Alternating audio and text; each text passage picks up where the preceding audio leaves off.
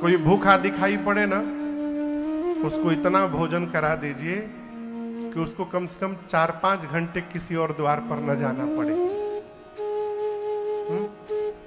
और एक बात कहे,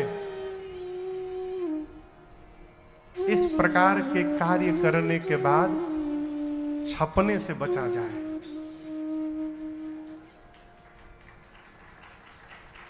आप समझ रहे मेरी बात को? लोग दान भी इसलिए कर रहे हैं कि जगत जाने कि हम दानवीर कर्ण के बाबूजी हैं। लोग जाने कि हमसे बड़ा धर्मात्मा कौन है। मैंने एक फोटो देखी थी, मैं आपको इसलिए मैं बता रहा हूं, मुझे इतना दुख हुआ देख करके। एक जगह लोग 10-12 श्रीमंत लोग केला दान कर रहे थे। केला समझ रहे हैं ना, बनाना, केला दान कर रहे थे। एक केला 5 आदमी पकड़ा हुआ था। केला कितना है? एक। और उसी एक केले को 5 आदमी पकड़कर जिसको दान दिया गया उसके मुख के पास लगाया गया है और फोटो खींचकर उसको फेसबुक पर पोस्ट भी किया गया। इतना दान न दे दीजिए कि कोई उस दान के दबाव से दब के मर जाए वहीं पर। इससे अच्छा न दीजिए। और आप एक से बात कहूं आपको, आप किसी को दान देकर यदि उसको फोटो छपवा रहे हैं तो आप दान नहीं दे रहे हैं, सामने वाले की इज्जत की धज्जियां उड़ा रहे हैं।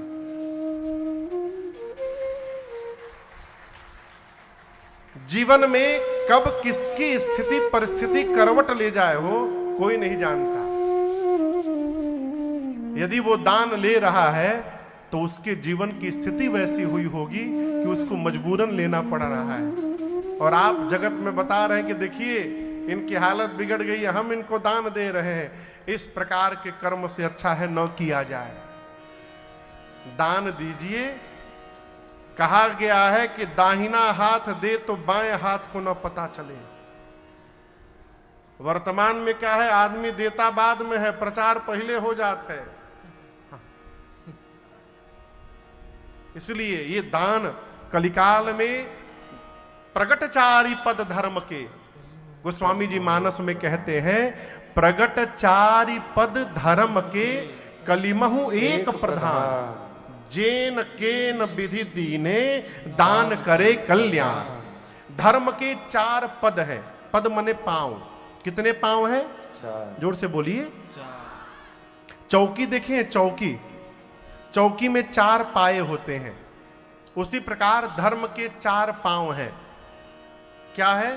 सत्य, बोलते जाइए, सत्य, तप, दया और दान। ये धर्म के 4 चरण हैं, सत्य, तप, दया और दान।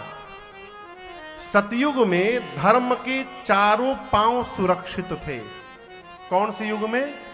सतयुग में धर्म के चारों पांव थे। सत्य भी था उस समय, सतयुग था। तपस्या भी थी, लोग हजारों हजार वर्ष तपस्या करते थे। दया भी था और दान पुण्य भी था। सतयुग के बाद त्रेता जब आया तो त्रेता में धर्म का एक पांव विलुप्त हो गया, सत्य समाप्त हो गया। तप, दया और दान, धर्म केवल 3 पांव पर खड़ा रहा त्रेता में। त्रेता के बाद द्वापर युग आया। द्वापर में आते आते एक पांव और समाप्त हो गया, तपस्या का। सत्य तप समाप्त हो गए, दया और दान बचा रहा। अभी हम और आप जिस युग में हैं ये कलयुग है। कलिकाल में गोस्वामी जी कहते हैं, प्रगट 4 पद धर्म के परंतु कलिमहु एक प्रधान। कलिकाल में केवल एक ही प्रधान पांव बचा है। क्या? दान।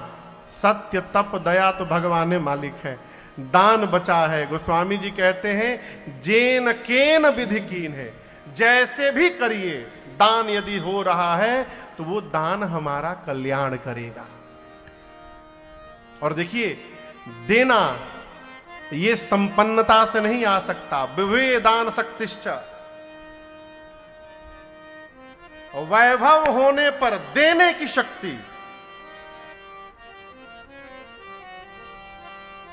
भोजन करने के बाद पचाने की शक्ति और संसार में गति करने की शक्ति, ये कम तपस्या का परिणाम नहीं है। ये जन्म जन्मांतर तपस्या हो तब जाकर होने के बाद देने का स्वभाव बनता है। ये सामान्य घटना न समझिएगा। यदि इस देने का स्वभाव है तो जीव अभाव में भी दे सकता है। मैं आपको घटना सुनाऊं, हमारे ये सत्य घटना है। हमारे श्रीधाम अयोध्या जी में एक आश्रम पर भंडारा चल रहा था। सुरेश बाबू, क्या चल रहा था? भंडारा। तो लोग भंडारे में अपने अपने पितरों के नाम से कह रहे थे, महाराज जी ये हमारे बाबा जी के नाम से ये रखिए, 50,000 रुपया भंडारा में लगा दीजिएगा। कोई 1 लाख दे रहा है, कोई 2 लाख दे रहा है। हजारों संतों का भंडारा चल रहा है। वहीं एक माई पहुंची, माई, बूढ़ी माई जो घूम घूम कर भोजन करती थी। आकर महात्मा, ये सत्य घटना सुना रहा हूं मैं आपको, आकर श्री महंत जी से बोली, सरकार मैं भी अपने पितरों के नाम से भंडारा कराना चाहती हूं, हो जाएगा? महाराज बोले अवश्य होगा, पैसा लगेगा उसका, लाओ पैसा दो। तो माई अपने साड़ी के यहां गांठ में से खोल करके और 5 रुपए का सिक्का निकाल करके महात्मा जी के हाथ में रख दी। महात्मा जी बोले ये क्या है? बोली महाराज मेरे पास कुल संपत्ति के रूप में यही 5 रुपया है। महात्मा जी लिए, बोले ठीक है, तुम्हारे पितरों के नाम से भी भंडारा होगा। तो महंत जी के शिष्य पीछे खड़े थे। शिष्य हंसने लगे, कहे महाराज 5 रुपए में कौन सा भंडारा होगा? महाराज बोले 5 रुपए में ही भंडारा होगा माई का। जाओ और इस 5 रुपए का रामरस लेकर के आओ। रामरस समझते हैं? साधु शाही में नमक को रामरस कहते हैं। क्या व्यास जी? नमक को क्या कहते हैं? रामरस। रामरस। महात्मा जी ने कहा ये 5 रुपए ले जाओ और 5 रुपए का रामरस लेकर आओ, और भंडारे में जितनी सब्जियां बनी हैं और जो जो दाल बना है उन सब में उस राम रस को डाल दो। उन सब्जियों में माई का भी नमक चला जाएगा और माई के नाम का भंडारा हो जाएगा। ये क्या है? देने का स्वभाव है। स्वभाव रहेगा अभाव में भी निकलेगा, स्वभाव नहीं रहेगा फिर तो भगवान ने मालिक है। और देखिए जो जितना दबा के रखता है भगवान उसके लिए ऐसी व्यवस्था बनाते हैं, एक ही झटके में निकल जाते हैं। एक ही झटके में। एक सेठ जी थे,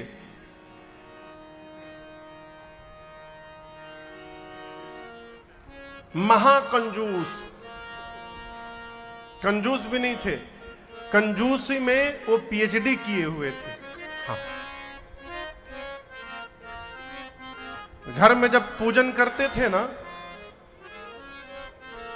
तो दरवाजा बंद करके लाइट ऑफ करके सारे कपड़े उतार करके बैठ के पूजा करते थे। तो उनके मैनेजर ने पूछा सेठ जी ये कौन सी प्रथा है पूजा की? बोले मूर्ख हो, पैंट पहन के बैठूंगा, बैठने से यदि पैंट घिस गया तो मैं उसको बचाता हूं कपड़े को। इतना इस स्तर के कंजूस। तो एक दिन सेठ जी अपने मैनेजर से बोले कि आज मन कर रहा है खीर खाया जाए। वो मैनेजर साहब तो नाचने लगे, आज किधर से सूर्य भगवान उदित हो गए हैं, हमारे सेठ जी खीर खिलाएंगे हम लोग को। बोले जी प्रभु खीर बने। बोले जाइए दूध ले आइए। बोले कितना ले आऊं? कई लीटर। बोले कई लीटर नहीं, 250 मिलीलीटर। बहुआ भर दूध बस लाइए, ज्यादा तो क्या होगा, बर्बाद नहीं करना है। थोड़ा सा चावल, थोड़ा सा चीनी और केसर का 2-3 दाना बस। हाँ। आया खीर बना, 1 कटोरी खीर केवल बना। अब मैनेजर परेशान कि इसमें का सेठ जी खाइए, का हम खाएंगे, भगवान मालिक है। अब बनने के बाद सेठ को लगा कि यदि मैनेजर खाएगा तो बर्बाद हो जाएगा। तो सेठ जी ने कहा कि देखो अभी हम लोग खीर नहीं खाएंगे, हम लोग खीर सवेरे खाएंगे, उठने के बाद ब्रश करके खाएंगे। लेकिन सब ने दोनों लोग नहीं खाएंगे, कोई एक ही खाएगा। मैनेजर पूछा कौन खाएगा सरकार? सेठ जी ने कहा रात में जो सबसे सुंदर सपना देखेगा वो सवेरे खीर खाएगा। तो बगल के कमरे में कटोरी खीर का ढक के रख दिया गया। इधर कमरे में आके सेठ जी और मैनेजर सो गए। सवेरा हुआ, दोनों लोग उठे, मुंह धोए, ब्रश व्रश हुआ। सेठ जी बिठाए, बोले कि चलो अब बताओ क्या तुम सपना देखे। मैनेजर ने कहा कि सेठ जी हम क्या बताएं आपके आगे, पहले आप बताइए प्रभु। तो सेठ जी सोचे ऐसा बता दो ना कि ये वहां तक पहुंच ही ना पाए। तो बोले हम क्या बताएं मैनेजर तुमको, हम जैसे सोए तो सपना देख रहे हैं, पूरे कमरे में प्रकाश ही प्रकाश हो गया, मेरी आंख खुल गई। मैं देखा तो साक्षात भगवान विमान लेके खड़े थे, साथ में देवराज इंद्र भी आए थे। मैनेजर बोला फिर प्रभु फिर क्या? भगवान हमको गोद में उठा करके विमान में बिठाएं। फिर गाड़ी विमान गया इंद्रलोक, भगवान हमको और इंद्र पूरा इंद्रलोक का दर्शन कराए। वो बाग, ये मेवा पकवान, ऐसा खाना वैसा खाना, वो मैंने सेठ अपने जाने में जितना बना सकता था बनाया। सुनाने के बाद बोला अब इससे सुंदर सपना ये क्या सुनाएंगे? बोले मैनेजर अब तुम सुनाओ। मैनेजर हाथ जोड़कर बोला सरकार गरीब आदमी का सपना भी गरीब होता है। आपके सपने में तो भगवान आ गए थे, इंद्र आ गए थे। मेरे सपने में काला कलूटा मोटा तगड़ा आदमी पहलवान जैसा आ गया। बोला फिर? बोला आपको भगवान गोद में उठा के बिठाए थे ना, हमको आ करके मारा एक डंडा, मैं अपने आप उठ के बैठ गया। सेठ जी बोले फिर हमको फिर एक डंडा मारा। बोला जल्दी उठो तुम। मैं उठ गया। सेठ जी मैं उठ गया, फिर आगे बोलो आगे बोलो। फिर एक डंडा मारा। बोला बगल के कमरे में चलो। मैं जा नहीं रहा था सेठ जी, मैं बिल्कुल नहीं जा रहा था, वो मुझे लगा मारने, मुझे जाना पड़ा बगल के कमरे में। सेठ जी बोले फिर क्या हुआ? फिर एक डंडा मारा। बोला जल्दी कटोरी उठाओ, अब पूरा खीर खा जाओ। मैं खा नहीं रहा था सेठ जी। बोला मार डालूंगा नहीं खाओगे तो मुझे मजबूरी बस खाना पड़ा। सेठ बोले तुम खा लिए, अब मरता क्या ना करता, मैं खा लिया। सेठ जी दौड़ कर गए कमरे में, जाकर प्लेट हटाए तो खीर खाली कटोरी, वो सारा रात को खा चुका था। सेठ जी बोले हमको क्यों नहीं जगाए तुम? बोला कैसे जगाऊं, आप तो इंद्रासन में गए थे इंद्रलोक दर्शन करने।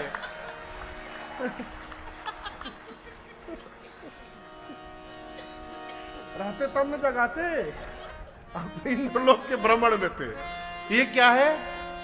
जो बहुत बचाता है ना, फिर भगवान ऐसी रचना बताते हैं कि सब बचा बचाया एक ही बार में सीताराम हो जाते हैं। इसलिए देने का स्वभाव बनाइए। कहीं भी जाइए ना, थोड़ा दे करके आइए। कितना दे महाराज? भगवान ने आपको जितना देने लायक बनाया है उतना दे करके आइए। फोकट में नहीं करना चाहिए। भंडारा तो बिल्कुल नहीं खाना चाहिए। बात बहुत कड़वी है लेकिन हम मीठा बोलेंगे नहीं, जो है सो बताएंगे। भंडारा खाने से बचा जाए। क्यों? जो भंडारा करा रहा है उसके सारे पाप कर्म धुल रहे हैं। जो जो भंडारा पाएगा वो सब उसके सिर पर चढ़ेगा। यदि महाराज खाना पड़े तो खाइए, लेकिन यदि 50 रुपए का खा रहे हैं तो 100 रुपया निकाल कर किसी मंदिर में दान पेटी में डाल करके आइए। यदि खाना पड़ रहा है तो खाइए, कोई बात नहीं, भंडारा खाइए, लेकिन जितना खा रहे हैं उससे थोड़ा अधिक का धन निकाल करके और दान पेटी में डाल करके आइए। फोकट का खाइएगा। न जाने किस किस कमाई के अन्न से आया है, भगवान मालिक है। मति कब बावली हो जाएगी कोई भरोसा नहीं। इसलिए बहुत सावधान रहना चाहिए। देते रहिए, मांगने वाले